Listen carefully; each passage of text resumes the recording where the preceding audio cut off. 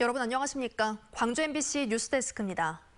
더불어민주당의 대선 후보 경선 판도를 결정지을 호남의 선택이 시작됐습니다. 오늘부터 권리당원들의 온라인 투표가 시작되면서 이재명 대 이낙연의 대결 구도가 어떤 방향으로 흘러갈지 호남의 선택에 이목이 집중되고 있습니다. 보도에 윤근수 기자입니다. 최대 승부처인 호남권 순회 경선을 앞두고 권리당원들의 온라인 투표가 시작됐습니다. 광주 전남은 오늘부터 투표가 개시됐고 전북은 내일부터 진행됩니다. 민주당의 70만 권리당원 가운데 호남의 권리당원은 30%에 가까운 20만 명. 이들의 선택이 판도를 결정지을 수 있습니다. 역대 민주당 경선에서도 호남에서 이긴 후보가 민주당의 최종 후보로 결정됐습니다. 이 때문에 민주당의 대선 후보들은 추석 연휴에도 호남 곳곳을 돌며 경쟁적으로 민심 잡기에 열을 올렸고 토론회에서도 호남 민심을 자극하는 발언으로 지지를 호소했습니다. 격변의 시기마다 호남은 나침반의 역할을 해왔습니다. 동학혁명 그리고 광주혁명의 개혁 정신을 실천할 후보가 필요합니다.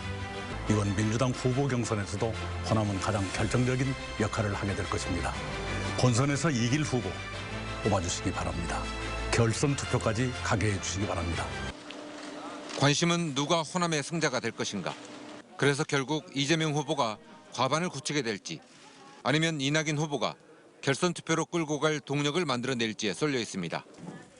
최대 변수는 최근 불거진 대장동 개발 특혜 의혹이 호남 민심에 미칠 영향입니다.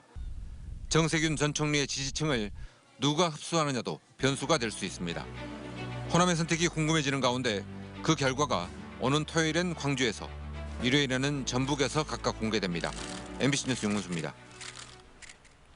추석 당일인 오늘 관광지들은 인파로 북적였는데요. 전통놀이 행사와 음악 공연이 열린 순천만 국가정원에서는 평소의 1.5배가 넘는 관광객이 몰렸습니다. 강서영 기자의 보도입니다. 궁중음악을 연주하는 대취타 행렬이 이어집니다. 흥겨운 음악 소리가 울려 퍼지자 시민들도 모처럼 밝은 표정입니다. 오늘 순천만 국가정원에서는 추석을 맞아 전통놀이 행사와 음악 공연이 열렸습니다. 코로나로 가족 모임이 줄어든 탓인지 명절 당일인데도 여유로운 휴식을 즐기는 시민들을 쉽게 찾아볼 수 있었습니다. 연휴 기간인 18일부터 어제까지 집계된 순천만 국가정원 방문객은 4만 1,000여 명으로 평일 대비 150% 가까운 관광객이 몰렸습니다. 차례 따라 하지 않고 가족들하고 이렇게 식사하고 왔죠. 너무 좋은데 오늘 날씨가 도와줘가지고. 여수시내도 관광객으로 북적였습니다. 이순신 광장의 가게마다 상품을 구매하기 위한 긴 줄이 늘어섰습니다. 오동도에도 관광객들의 발길이 이어지면서 어제까지 2만여 명이 다녀간 것으로 나타났습니다.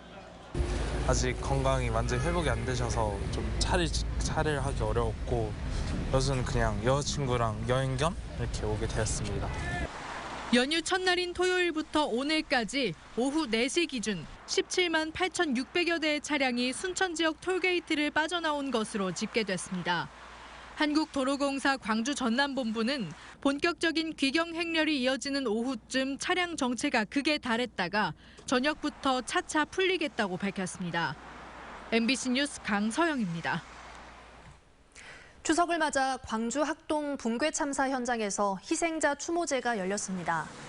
추모제에는 희생자들의 유족과 정치인, 단체장 등이 참석해 붕괴 참사 희생자들을 추모하고 유가족들을 위로했습니다. 이 자리에서 유가족들은 가족을 잃은 슬픔과 고통을 토로하며 제대로 된 진상규명과 책임자 처벌, 재발 방지 대책 마련 등을 촉구했습니다. 추석 연휴 나흘 동안 광주에서는 모두 128명의 코로나19 확진자가 추가 발생했습니다. 광주시에 따르면 연휴 첫날인 지난 토요일 확진자 22명이 추가됐습니다.